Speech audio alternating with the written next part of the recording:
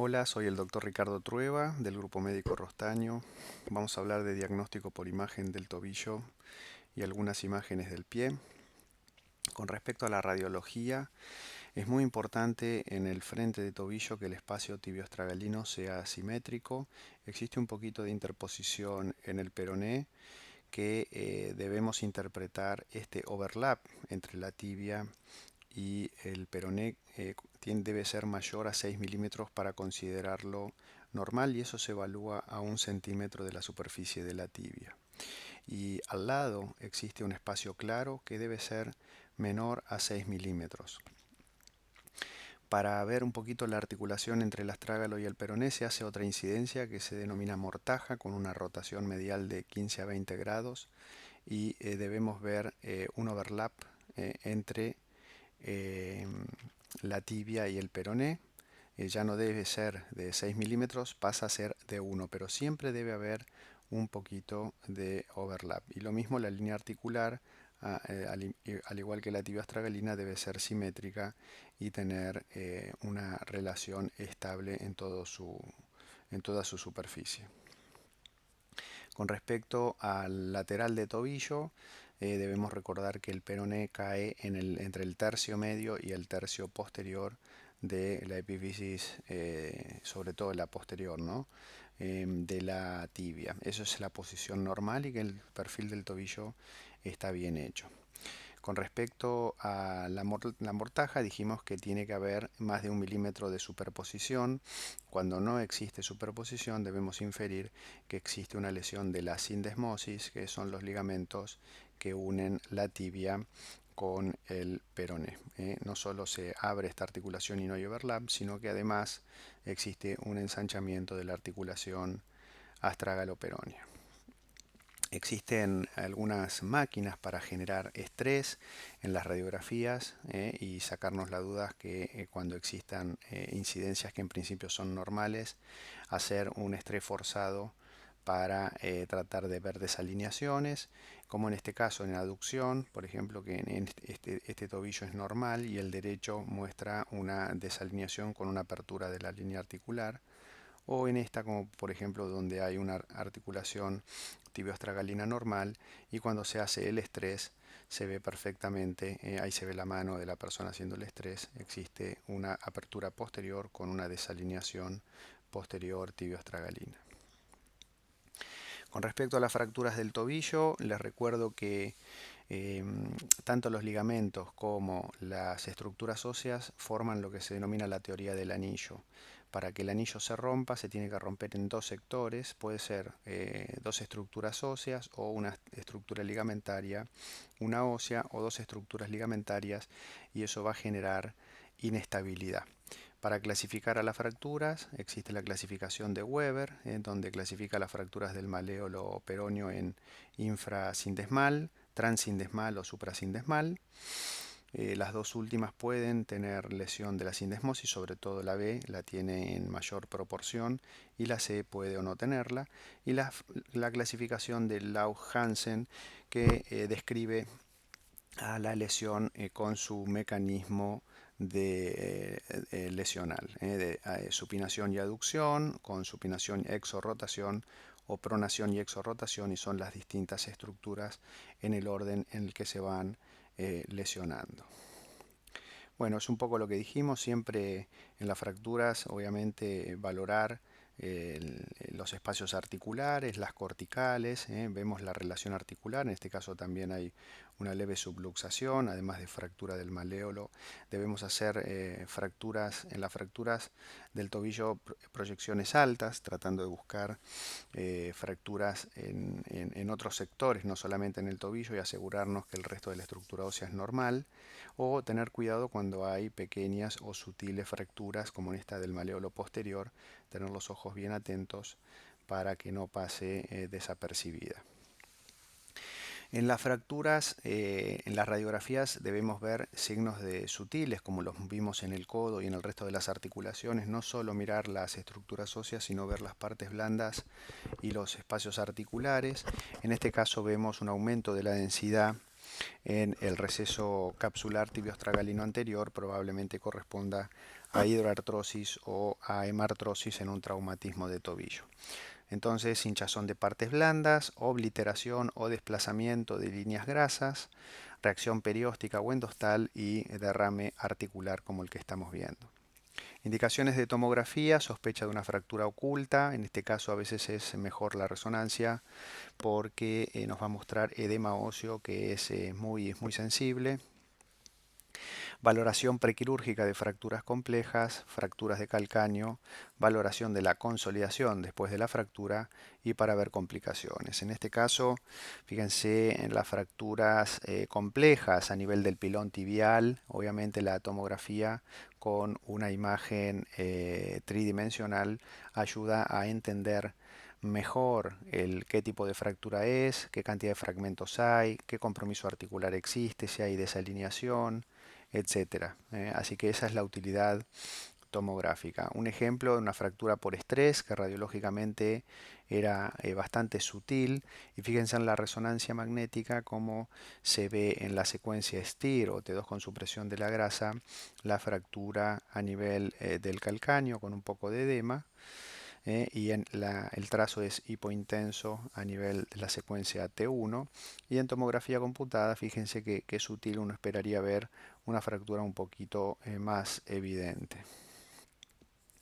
En las lesiones del antepié, recuerden la articulación de Lisfranc, es la que une los metatarsianos con las cuñas y el cuboides, y después tenemos a la articulación de Chopard, que es la articulación medio tarsiana.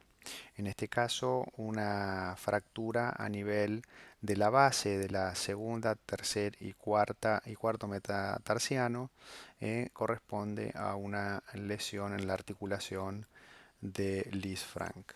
La ecografía la utilizamos para valorar la patología tendinosa, las neuropatías, los tumores de partes blandas o eventualmente realizar intervencionismo. Con respecto a los esguinces, la lesión del ligamento lateral externo es frecuente en pacientes jóvenes activos entre 15 y 35 años, alta prevalencia de lesiones deportivas, por ejemplo el baloncesto, por los movimientos de pivot, el 10% de ingresos en las urgencias. Generalmente buen pronóstico, se tratan en forma conservadora y solo el 10-30% termina con inestabilidad o dolor crónico. Los ligamentos, bueno, la sindesmosis, como yo les mostré, es la unión tibio-peronea. Después tenemos los ligamentos del complejo medial, en este caso se denomina complejo deltoideo. Tenemos uno superficial y otro profundo, son un grupo de ligamentos. Y en el complejo lateral externo tenemos a los ligamentos peroneo astragalino posterior en este caso. Peroneo astragalino anterior. Este ligamento es el más débil, el más fino y el más frecuentemente lesionado. Vemos el ligamento peroneo astragalino anterior, peroneo astragalino posterior, y estamos viendo en un corte coronal, este es un corte axial, el ligamento peroneo calcáneo. Bueno, en este caso se ve una disrupción del ligamento peroneo astragalino anterior asociado a un gran hematoma. Hay una estructura vascular cerca, una vena, que cuando se lastima el ligamento se asocia siempre a hinchazón y hematoma producto de la lesión vascular. Hay una pequeña lesión osteocondral, el deltoideo también es irregular, y el ligamento peroneo astragalino posterior rara vez se lesiona. Otro ejemplo, el mismo ejemplo, pero en un corte coronal, estamos viendo la lesión del deltoideo con la contusión en el astrágalo y el gran hematoma a nivel perimalleolar externo. Otro ejemplo, en este caso, un ligamento peroneo astragalino ensanchado con cambios de señal, corresponde a una distensión ligamentaria.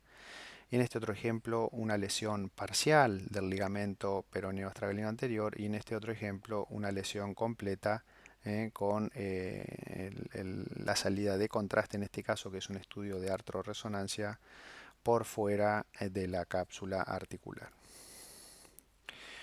Es muy frecuente también, digamos, cuando hacemos artroresonancia o inyectamos contraste a nivel de la articulación tibio-astragalina, cuando se sospecha la lesión del ligamento peroneo calcáneo, el contraste se insinúa por dentro de la vaina de los tendones peroneos y de esa forma confirmamos la ruptura ligamentaria.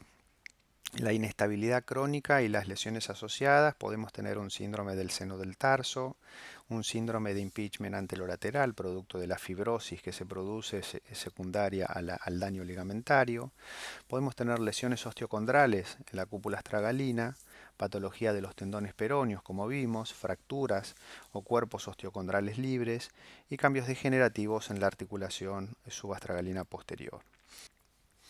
Con respecto al ligamento deltoideo, son menos del 5% las lesiones ligamentarias.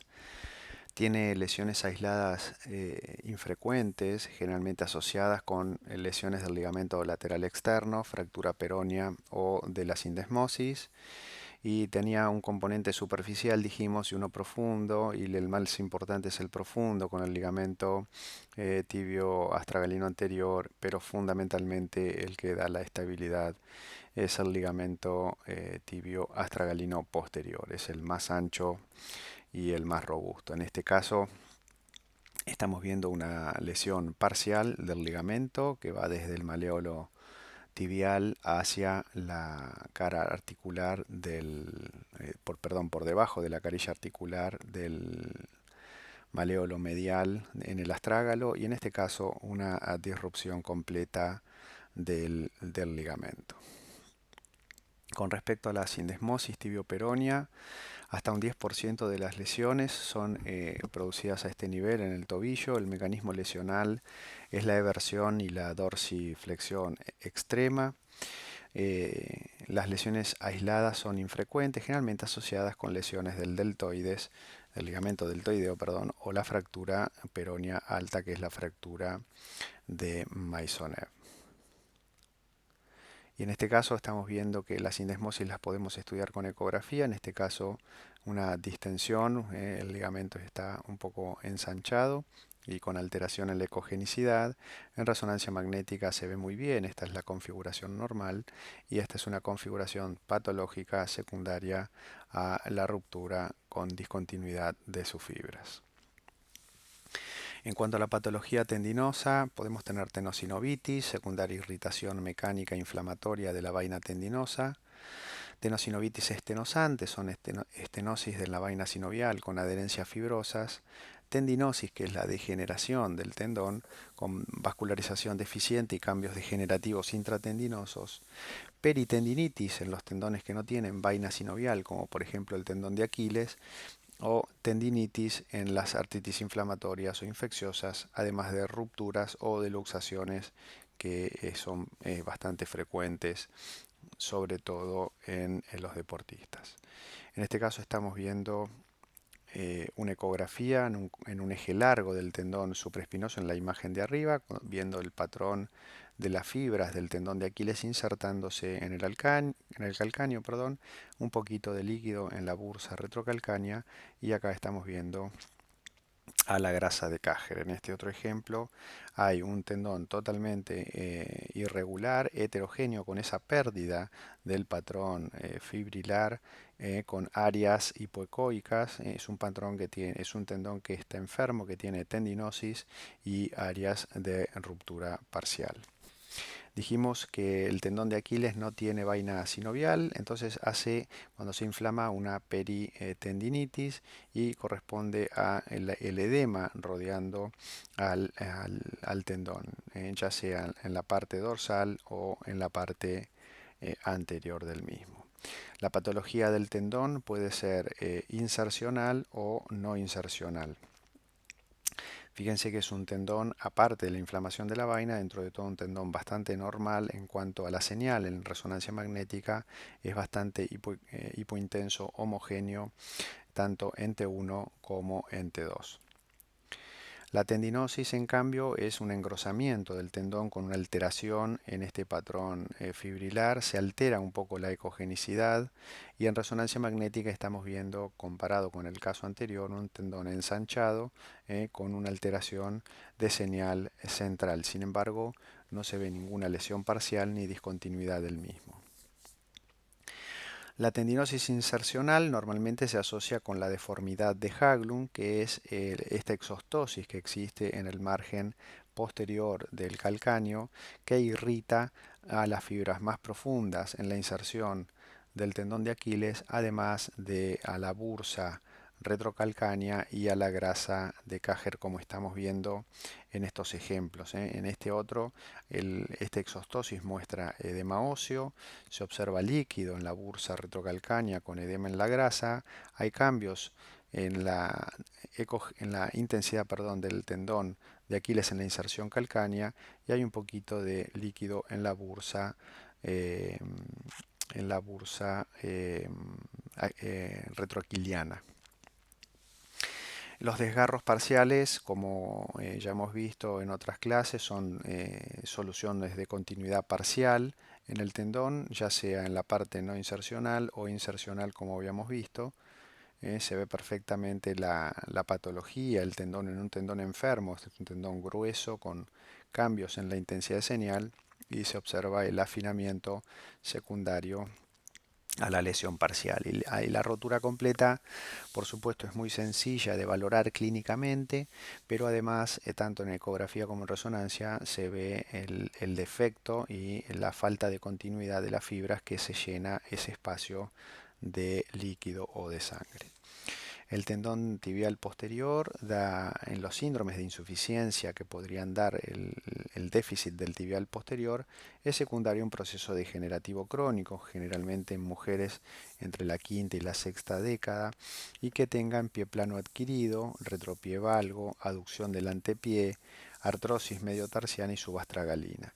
O también puede existir, si se rompe el retináculo, tener la luxación del tendón tibial posterior, que no es tan frecuente. En este ejemplo estamos viendo un tendón tibial posterior insertándose en el escafoides con algo de cambios de intensidad de señal en la inserción distal y demasiado líquido, una tenosinovitis a nivel de su vaina. Este paciente tenía, por supuesto, un pie plano con un valgo de retropié, así que esta es la causa que genera la patología del tendón tibial posterior. Con respecto a las fracturas ocultas, debemos sospecharlas ya que radiológicamente van a ser negativas, y la resonancia magnética es el estudio indicado donde vamos a ver edema óseo en este ejemplo en el proceso anterior del calcáneo. Fíjense en la fractura que tenía el paciente. Además, por supuesto, vamos a ver contusiones óseas, etcétera, como estamos viendo a nivel del cuboides. Las fracturas por estrés son fracturas por insuficiencia o por fatiga. La resonancia también es el método de elección para el diagnóstico precoz. Y la localización son la metáfisis tibial distal, el calcáneo, el escafoides, los metatarsianos o el cuello del astrágalo. En este ejemplo estamos viendo una fractura por estrés, pero ya en un estadio subagudo, ya que vemos un poquito de reacción perióstica a nivel de la diáfisis del segundo metatarsiano.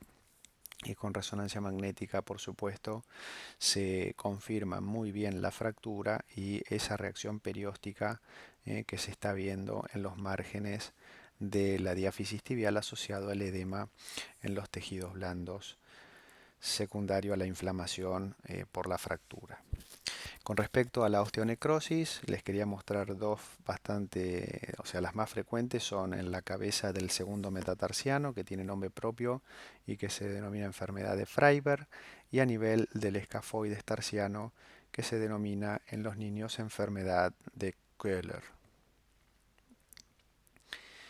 Por último, las lesiones osteocondrales, en la resonancia magnética las puede clasificar muy bien. Son lesiones que pueden afectar desde el cartílago hasta el hueso subcondral.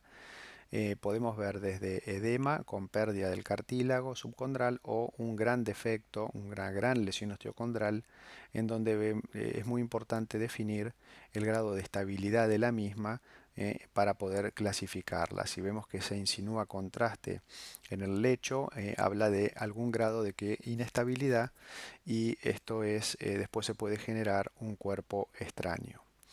También les muestro un pinzamiento anterior con osteofitosis secundario a una degeneración tibioastragalina.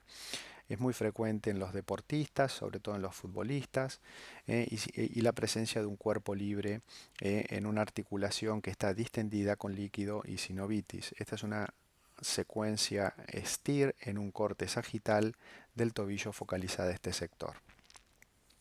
Otra lesión que a veces vemos es la presencia del hueso trigonal en la parte posterior del astrágalo, que en resonancia magnética va a mostrar edema óseo cuando se genere fricción. Es muy frecuente en las bailarinas al ponerse de pie, en esa flexión plantar del pie, y se genera esta reacción inflamatoria con un impingement posterior doloroso. La unión ósea también es causa de dolor. En este caso estamos viendo en resonancia magnética en una secuencia T1 en un plano coronal la unión anómala, la fusión entre el calcáneo y el astrágalo.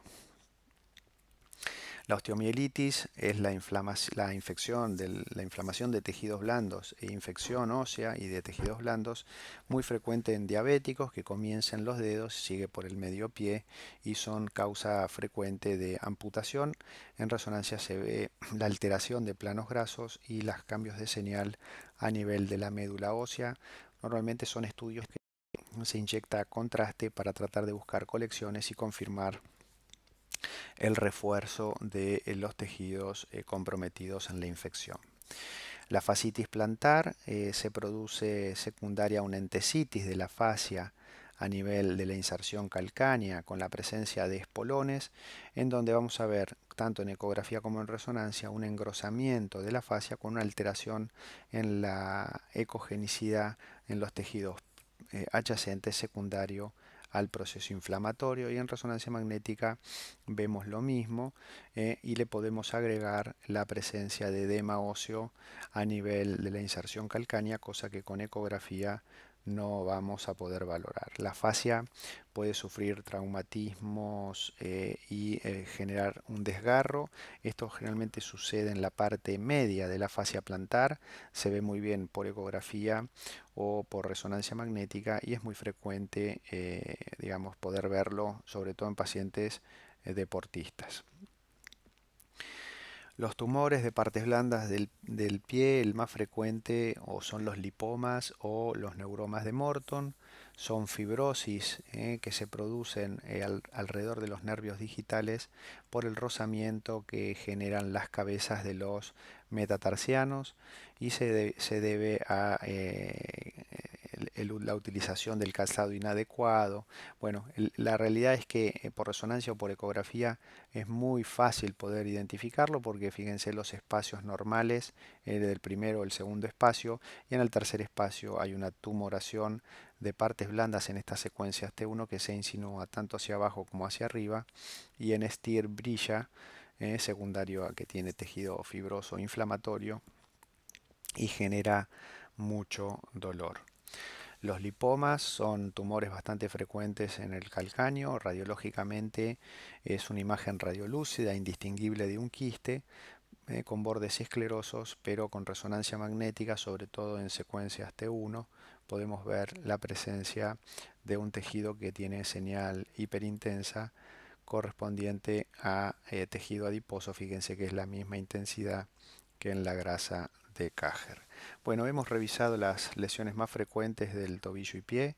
Les agradezco la atención, les dejo el contacto, y por supuesto tienen más imágenes en la cuenta de Instagram o en el canal del Dr. Ricardo Trueba para seguir aprendiendo. Muchas gracias por su atención.